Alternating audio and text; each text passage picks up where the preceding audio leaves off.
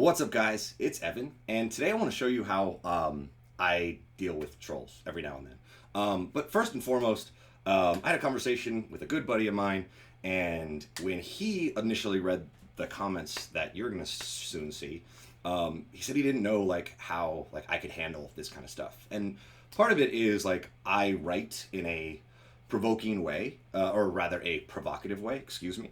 I write in a polarizing way, and I don't believe that there's anything as such as bad press. Like, if you are going to comment, that means you're at least helping me boost the algorithm. So, very worst case scenario, you're helping more people see my message, and the right people that see it are going to want to be in my life, and the wrong people are not.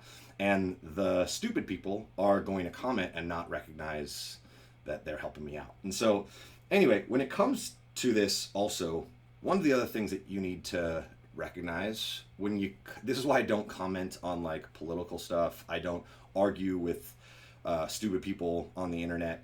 And I've been a stupid person on the internet, don't get me wrong. But the reason why is that most people are going to look at stuff surface level, and they're not going to actually understand your message. And those people aren't really worth dealing with unless you can have fun with it. And so we're going to read my post, and I'm not going to explain it. If you get it, great. If you don't, it's okay. Just know that it served its purpose. And then we're going to read some of the comments. And I hope you enjoy this as much as I do. So in my post, it's titled, "You Don't Get to Be Weak." My wife and I got into an argument this weekend. I could sense something was off the moment she woke up on Sunday morning. When I asked her about what was going on, she replied, "I'm just wiped out." I responded, "How any other loving husband would. Too bad, suck it up." Naturally, this woman who works 2 jobs and acts as a primary caregiver for our child was, well, ready to kill me. She began to tell me how difficult things have been for her recently, how much stress she's under as an employee and as a mom, and how sorry she felt for me for not marrying a stronger woman. "You're full of shit," I told her. Obviously, these responses were not the caring words she deserved to hear, but they were the ones that she needed. "I don't believe you. It's not that I don't believe that what you're feeling. I don't believe that you're feeling what you're feeling right now. I get that. I just don't believe that you really think that way. You are the strongest person I know, so I'm sorry to tell you this, but you're full of shit. You're not weak. You know why? Because you don't get to be weak. If you're unaware, I'm a man who likes to live life on the edge. I'm also a man who knows the kind of woman he married. My wife doesn't always need or get tough love. She also doesn't need me placating her when she's randomly feeling less than awesome. She's a fucking badass. People like her don't need to be hugged every time the world starts feeling a little heavy. And you fitness professionals out there gotta understand that the weight on your shoulders never gets lighter, you just get stronger. You don't have the same privileges as those with a 9 to 5 gig. You can't rely on steady, secure, and safe. All you can count on is failing over and over and over again and hoping to have the strength, courage, and fortitude that my wife has to get up and be better tomorrow.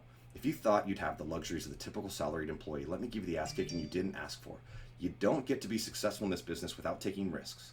You don't go from good to great without doing things that others might call crazy. You don't get to be weak. So that's the post. My uncle Jason, who married us, says, "Just love both of you, and you're such a dick, Evan." That's fine, funny, right? And I think Brittany didn't love it, but our family members loved it, right? Andrew Brown, LOL sounds like what you would say. So Elizabeth, one of our previous clients, commented. Jessica, who's a dear friend and a previous client, boy, do I miss that honesty. Abigail was in high school with me, right? So the little smartass. So people that are kind of getting it, kind of getting who we are, and blah, blah, blah. Dana, who has met me before. Hi, Dana, if you see this. You know the woman you married, she knows the man you married. Both, right? Either way, sounds like you both have a good understanding of one another. Bam! Perfect. Cheers to the challenge and even more to overcome them. That is such a good comment. Thank you. And then a person I never met before. "Wow, this is completely abusive." And then making it sound like you, the man, I didn't say that, for telling her she can never have a day off. I didn't say that either. From being strong and badass, bordering gaslighting, dude. All right. Michelle tagged this post, Freya, "Fetch your chariot. This man demands to be blood eagled." I don't know what that is. It's a private group, I guess, for assholes like me. We love to see the emotional abuse and complete lack of support.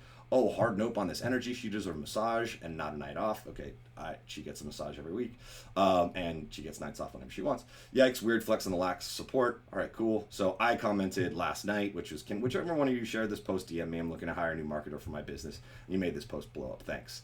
Not as clever as I would have liked, so I had to do a little bit better. This person just said, "Ew." Mickey says, "Everyone gets to be weak once in a while. It's called being human, you abusive asshole." This person just put, "Ew." And so I was reading all these things, and I was starting to get a little upset because I don't know these people. And these people don't know me. They don't know my wife. They don't also recognize that, I am creating an allegory for business and the fitness industry. And, That's okay. So I wrote this. In defense of this post, gone are the days in which I attempt to reply to every person who misreads or misinterprets my writing. Of course, I can see how a person can misconstrue the message of my post when they do not know who I am, who my wife is, or how the lessons we learn together can reflect a growth mindset for our businesses. For, after all, anybody who knows us knows that we are a team who fights together and never against each other. Understanding this is crucial for understanding the message of that post. Can't blame you though. You probably saw this post shared somewhere without context and assume that this poor woman has to deal with some abusive megalomaniac. Knowing the context should make all the difference. You can't begin to understand how powerful this woman is, or how by coming to her defense, you are inadvertently assuming her to be defenseless. Under no circumstances is this the case. Really, my wife could mop the floor with me. So all I ask before one more person comments is to take a step back and ask yourselves why you're really upset about a post written by a stranger on the internet when you have no idea what my wife needs or when she needs it, especially when this incredible woman is pictured alongside her husband in this post. Lastly, if you did make it this far and you recognize that there are no sides to this argument and that my wife and I are always on the same team, I want to thank you. For everyone else, please read the first letter of each paragraph after the headline. For everyone else, please read the first letter of each paragraph after the headline. Okay, so I tagged the people that commented. I don't think they read the first letter of each paragraph after the headline. GOFUCKYOURSELF.